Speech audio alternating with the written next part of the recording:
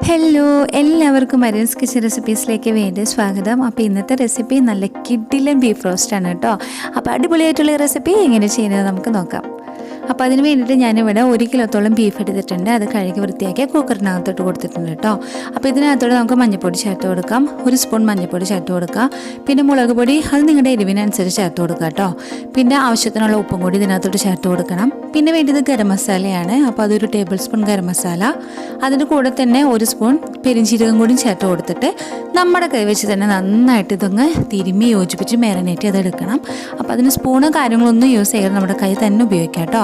അപ്പോൾ ഇതിനകത്ത് ഇനി കുറച്ച് വെളിച്ചെണ്ണ ചേർത്ത് കൊടുക്കണേ, അപ്പോഴാണ് ബീഫിനൊരു ടേസ്റ്റ് വരത്തുള്ളൂ. അതുപോലെ തന്നെ കുറച്ച് വേപ്പിലും കൂടി ചേർത്തിട്ട് ഇത് നമുക്ക് വേവിച്ചെടുക്കണം. അപ്പോൾ മുഴുവനായിട്ട് ഇത് വേവിച്ചെടുക്കരുത്, അരഭാഗം മാത്രമാണ് ഇത് വെന്ത് വരാനായിട്ട് പാടുള്ളൂ. എന്നുണ്ടെങ്കിൽ റോസ്റ്റ് ചെയ്യുന്ന സമയത്ത് ഇത് ഒരുപാട് വേവായി പോകും കേട്ടോ. ബീഫ് വെന്ത് വന്നിട്ടുണ്ട് കേട്ടോ. അപ്പോൾ ഇതിൻ്റെ അരഭാഗമാണ് നമ്മൾ വേവിച്ചെടുത്തിട്ടുള്ളൂ. അതുപോലെ തന്നെ ബീഫിനകത്ത് വെള്ളമുണ്ട്, അതുപോലെ നെയ്യോ നമ്മൾ ഒഴിച്ച എണ്ണയൊക്കെ എല്ലാം കൂടിയിട്ട് കറക്റ്റായിട്ട് വന്നിട്ടുണ്ട് കേട്ടോ. ഇനി നമുക്കിത് റോസ്റ്റ് ചെയ്യാൻ വേണ്ടിയിട്ട് ഒരു പാൻ വെച്ച് കൊടുക്കുക. അതിനകത്തോട്ട് ആവശ്യത്തിനുള്ള എണ്ണ ഒഴിച്ച് ചൂടാക്കി എടുക്കുക. അതിനകത്തോട്ട് 2 സവാള ചെറുതാക്കി നുറുക്കിയിട്ട് നമുക്ക് ചേർത്ത് കൊടുക്കാം. ഇനി നല്ല ഗോൾഡൻ കളറായിട്ട് വരുന്നത് വരെ സോട്ട് ചെയ്തെടുക്കണം. അപ്പോൾ സവാള ഇവിടെ റെഡി ആയിട്ടുണ്ട്. അപ്പോൾ ഇതിനകത്തോടെ നമുക്ക് ഇഞ്ചിയും വെളുത്തുള്ളിയും കൂടി ചതച്ചത് ചേർത്ത് കൊടുക്കാം. 1 കുടം വെളുത്തുള്ളിയും അതുപോലെ തന്നെ വലിയൊരു പീസ് ഇഞ്ചിയാണ് ചതച്ചത്. അപ്പോൾ അത് ചേർത്ത് കൊടുത്തിട്ട് നന്നായിട്ടൊന്ന് സോട്ട് ചെയ്തെടുക്കണം. നല്ല സ്മെല്ലൊക്കെ വരുന്നത് വരെ സോട്ട് ചെയ്യണം കേട്ടോ. അപ്പോൾ ഇതിവിടെ റെഡി ആയി വന്നു കഴിഞ്ഞാൽ നമ്മുടെ ബീഫ് വേവിച്ചത് ആ വെള്ളത്തോടു കൂടി തന്നെ ഇതിനകത്തോട്ട് നമുക്ക് ചേർത്ത് കൊടുക്കാം.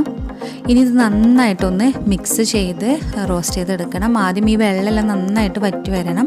അതിനുശേഷം ഇതിൻ്റെ എണ്ണയെല്ലാം നന്നായിട്ട് തെളിഞ്ഞു വരും കേട്ടോ. അപ്പോഴാണ് നമ്മൾ പൊടികളും കാര്യങ്ങളൊക്കെ ചേർത്ത് കൊടുക്കുക. അപ്പോൾ അത് നന്നായിട്ട് മിക്സ് ചെയ്ത് ഒരു മീഡിയം ഫ്ലെയിമിലിട്ടിട്ട് നന്നായിട്ട് മിക്സ് ചെയ്തെടുക്കുക. അതിനുശേഷം മീഡിയത്തിനും ലോ ഫ്ലെയിമിനും ഇടയിൽ വെച്ചിട്ട് ഇത് നന്നായിട്ടൊന്ന് റോസ്റ്റ് ചെയ്തെടുക്കുക. ബീഫ് റോസ്റ്റ് ആവാൻ തുടങ്ങിയിട്ടുണ്ട്. ഇതിലത്തെ വെള്ളമെല്ലാം വറ്റി വന്നിട്ടുണ്ട്. അതുപോലെ തന്നെ ഇതിൽ ചേർത്ത വെളിച്ചെണ്ണ ഉണ്ടല്ലോ, അതും അതിൻ്റെ നെയ്യും എല്ലാം കൂടി അങ്ങ് തെളിഞ്ഞ് വന്ന് തുടങ്ങിയിട്ടുണ്ട്.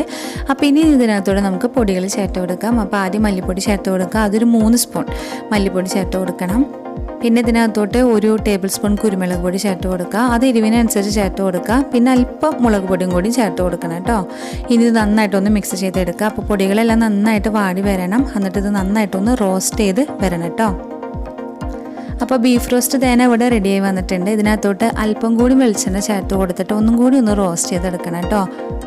ഇതിനകത്തോട്ട് ഉപ്പോ മസാലപ്പൊടിയൊക്കെ കുറവാണെന്നുണ്ടെങ്കിൽ ചേർത്ത് കൊടുക്കുക. ഏറ്റവും ഫൈനലായിട്ട് കുറച്ച് വേപ്പിലും 2-3 പച്ചമുളകും വേണമെന്നുണ്ടെങ്കിൽ കീറിയിട്ട് കൊടുത്തു കഴിഞ്ഞാൽ നമ്മുടെ ബീഫ് റോസ്റ്റ് തയ്യാറായി കേട്ടോ.